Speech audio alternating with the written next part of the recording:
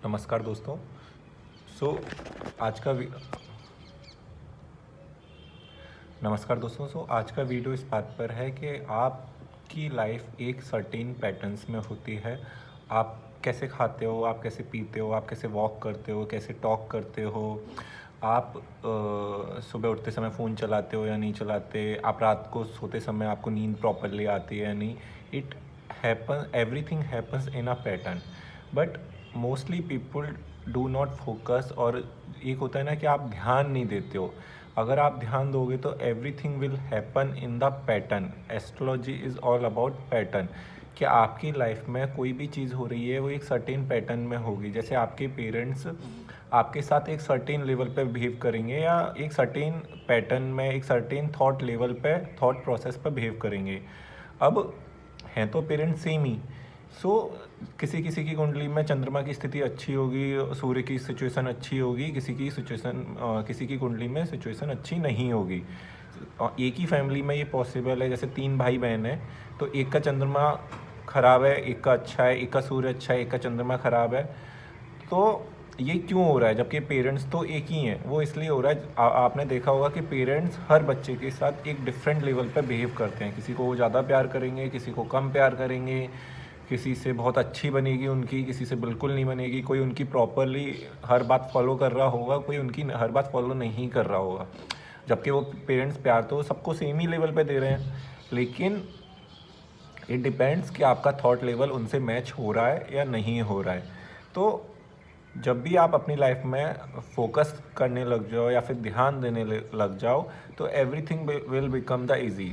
Suppose करो अगर आपका चंद्रमा खराब है तो आप अपने इमोशंस कैसे अंडरस्टैंड करते हो, आप सामने वाले लोगों के इमोशंस कैसे अंडरस्टैंड करते हो, तो आपका चंद्रमा अच्छा होना चालू हो जाएगा। क्योंकि चंद्रमा is all about your emotions. And suppose करो कि सूर्य किसी का ख़राब है तो आपके ऊपर आपकी क्या रिस्पॉन्सिबिलिटीज़ हैं, अगर वो आप समझने लग जाओ, आपको आपकी क्या रिस्पॉन्सिबिलिटीज़ हैं फैमिली को लेके, सोसाइटी को लेके, अपने बड़े भाई बहनों को लेके, अपने छोटे भाई बहनों को लेके, ये अगर आप समझने लग जाओ तो आपका सूर्य अच्छा होने लग जाएगा। सपोज़ करो कि आपका वीनस ख़राब है तो वाइफ़ को लेके आपकी क्या रिस्पॉन्सिबिलिटीज़ हैं, या वाइफ़ को आप किस लेवल पे समझ पाते हो, या फिर आप वाइफ़ का केयर करते हो या नहीं, या वाइफ़ पे ध्यान देते हो या नहीं, या फिर आप अपने आप को कितना वीनस ख़राब होगा तो आप है ना अपने आप को हमेशा डिस्कम्फर्ट में भी रखोगे। आप लग्ज़री चीज़ों के पीछे नहीं भागोगे। आप कंजूस, कई लोगों का वीनस ख़राब होता है तो वो लोग कंजूसी भी करते हैं। उन्हें ना लग्जरी चीज़ें ना पसंद नहीं होता खरीदना, वो हमेशा सस्ती जाएंगे, सस्ती चीज़ें लेके आ जाएंगे, even if they would have the money. अगर पैसा नहीं है तो इट्स फाइन, अगर आपको ऑब्वियसली आप अपनी लिमिट के बाहर नहीं खर्च करना चाहिए। लेकिन कई लोगों की आदत होती है कि उनके पास पैसा होता है and still they don't spend the money. That's how they make their Venus bad. Third thing is mercury. Suppose करो आप अपनी ज़बान पे, आप अपनी शब्दों पे, आप अपने वर्ड्स पे ध्यान देने लग जाओ कि आपको क्या बोलना है, कहाँ क्या बोलना है, किस वर्ड से आपके किस फ्रेंड्स को आपकी कौन सी बात बुरी लग सकती है। क्योंकि Mercury is all about your वाणी, राइट। आपके वर्ड्स बहुत इम्पॉर्टेंट हैं। आप, क्योंकि वर्ड्स ऐसी चीज़ है ना कि वो पूरा सिनेरियो चेंज कर सकते हैं।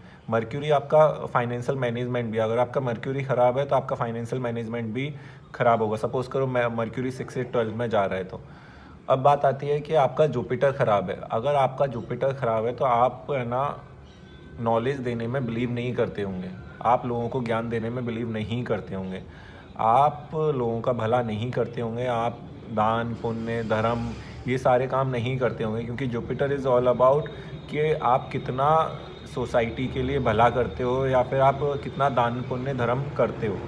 अगर आपका जुपिटर ख़राब है तो आपको कभी भी एक्सटर्नल हेल्प नहीं मिलेगी। External help in the sense कि आपको भगवान से हेल्प नहीं मिलेगी, या आपका कोई भी काम ऐसा नहीं होगा जो बिना किसी एक्सटर्नल सहायता के हो जाए। सपोज़ करो आपका सैटर्न ख़राब है तो आप अपने घर में आने वाली मेड से कैसे बात करते हो, उसको उसके साथ कैसा बिहेव करते हो। जितने लोगों का सैटर्न ख़राब होता है वो ज़्यादातर लेबर क्लास के साथ बहुत गंदे तरीके से बिहेव करेंगे, एंड वो उन्हें ऐसे ट्रीट करेंगे कि यार ये छोटा है तो उनसे ऐसे ही बात करी जाती है। आप जिस दिन ये चीज़ अंडरस्टैंड कर जाओगे कि ऐसा नहीं होता है, this is very wrong thing, कि आप अगर कोई लेबर है या कोई लोअर क्लास है तो आप उससे बदतमीजी से बात करो या फिर आप उसे ऐसे ट्रीट करो कि वो एक लोअर लेवल पर आता है और एक आप हायर लेवल पर आते हो, तो आपका डेफिनेटली सैटर्न ख़राब है। जिन लोगों का सैटर्न बहुत अच्छा होता है वो हमेशा अपने लेबर से भी है ना बहुत आराम से बात करेंगे, बहुत प्यार से बात करेंगे, उसे दान पुण्य देते, उसे दान में कुछ ना कुछ देते रहेंगे। या फिर कई लोगों की आदत होती है, उनके घर में आने वाली मेड होती है तो वो हमेशा खाने को दे देते हैं, जो भी वो खा रहे होंगे थोड़ा सा वो खाने को दे देंगे, उनके घर में जो भी सामान पड़ा होगा पुराना वो उसे दान में दे देंगे। तो ऐसे लोगों का सैटर्न बहुत अच्छा होता है, जो लोग अपने से नीचे वाले लोगों के साथ बहुत अच्छे से बिहेव करते हैं। सैटर्न इज़ ऑल अबाउट के डूइंग द करेक्ट थिंग्स। जब भी आदमी को है ना पावर मिलती है तो उसे लगता है कि वो अपने से नीचे के साथ खराब बिहेव करने लगता है। This is the symbol of bad Saturn. Okay, and अब बात आती है मार्स। मार्स ऐसा प्लैनेट है ना कि आपके अंदर कितना स्टेमिना है, कितना एनर्जी, आपके अंदर की एनर्जी कहाँ वेस्ट हो रही है। अगर आपके अंदर की एनर्जी कहीं ऐसी जगह गलत जगह लग रही है या गलत जगह वेस्ट हो रही है तो आपका मार्स बहुत ज़्यादा ख़राब है। तो अपने मार्स से ही सारे काम, सारे प्लैनेट्स एग्जीक्यूट हो रहे हैं। वाई?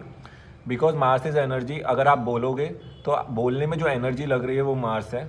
आप वॉक भी करते हो तो जो चलने में जो एनर्जी लग रही है वो भी आपका मार्स है। आप अपनी रिस्पॉन्सिबिलिटीज़ निभाते हो वो भी आपका मार्स है। इवन अगर आप वीनस को देखो तो जितना रोमांस, लव लाइफ, उसमें भी मार्स का कहीं ना कहीं इफ़ेक्ट होता ही है। तो अगर आपको अपना मार्स सही करना है तो अपने एनर्जी को कहीं भी ड्रेन मत होने दीजिए फालतू वेस्टेज के लिए, या कहीं भी ऐसे काम में ना लगाइए जहाँ भी आपको लगे कि आपकी एनर्जी वेस्ट हो रही है।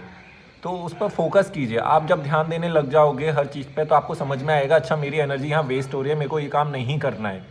तो that's how you improve your mass. Thank you. So ध्यान is a very important. Focus on your life, like आपको किन किन एरियाज़ में काम करने की ज़रूरत है। जैसे ही आप ध्यान देने लग जाओगे आपके हर प्लैनेट आपका ठीक होने लग जाएगा। Thank you.